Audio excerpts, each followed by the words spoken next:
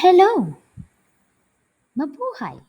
This is Teacher Lourdes, and this is your course, Environmental Science. Our lesson 5 is Ecosystem Components. The objectives of our lesson are define and explain the following: ecosystem components, biotic components, law of tolerance, and principle of limiting factor, and explain what you've learned from this lesson. Let's have the lesson proper. Biotic and abiotic factors are what makes up ecosystems. Biotic factors are living things within an ecosystem, such as plants, animals, and bacteria, while abiotic are non-living components such as water, soil, and atmosphere. The way these components interact is critical in an ecosystem. You can see in the photo that the sun, the rocks, the water and the soil are abiotic components, while the bird, the fish, the crab, and the plants are the biotic components. Now, what is the law of tolerance?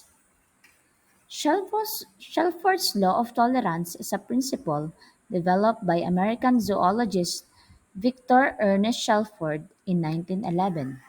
It states that an organism's success is based on a complex set of conditions and that each organism has a certain minimum, maximum, and optimum environmental factor or combination of factors that determine success. The further elaboration on the theory of tolerance is credited to Ronald Good. Good restated the theory of tolerance as each and every species is able to exist and reproduce successfully only within a definite range of environmental conditions. The law of tolerance or theory of tolerance is best illustrated by a bell-shaped curve.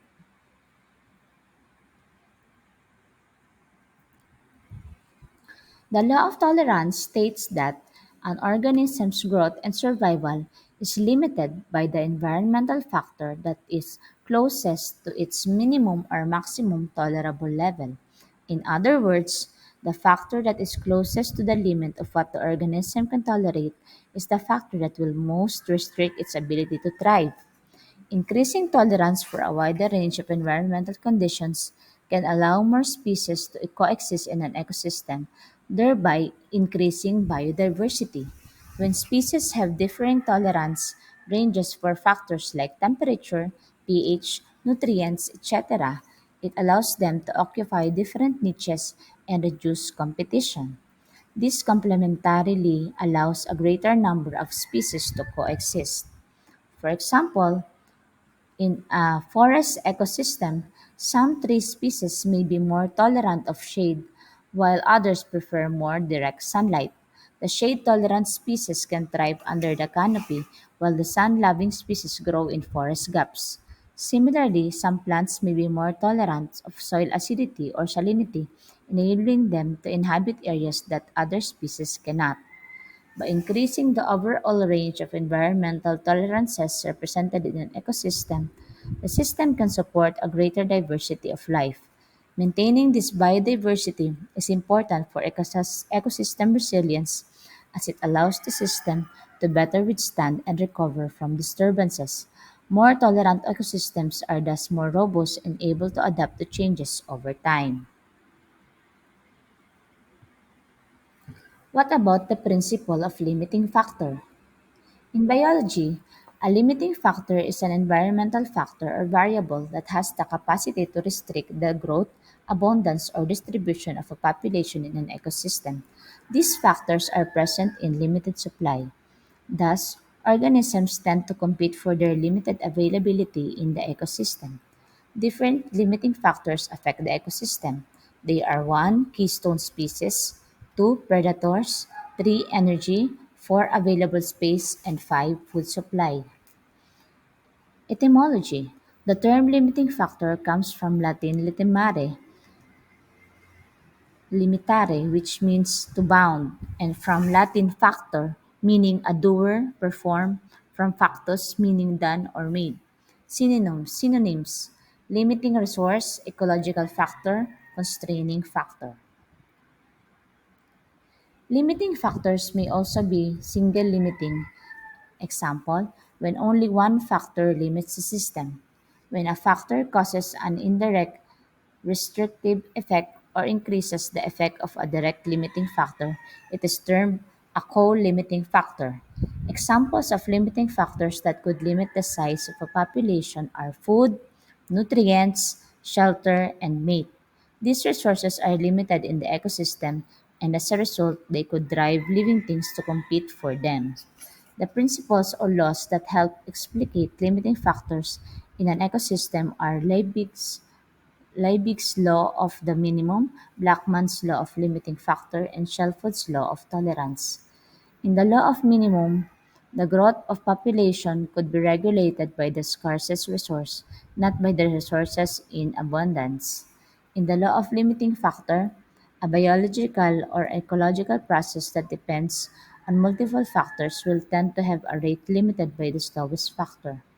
In the law of tolerance, the survival success of an organism is suggested to depend on a complex set of environmental factors. The principles and laws.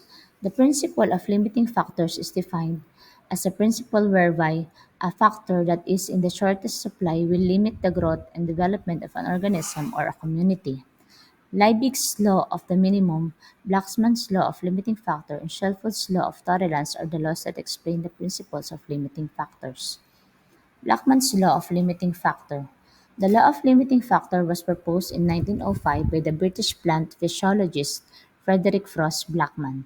According to this law, a process that depends on multiple factors will have a rate limited by the pace of the slowest factor. Photosynthesis, for example, is a biological process that depends on multiple factors.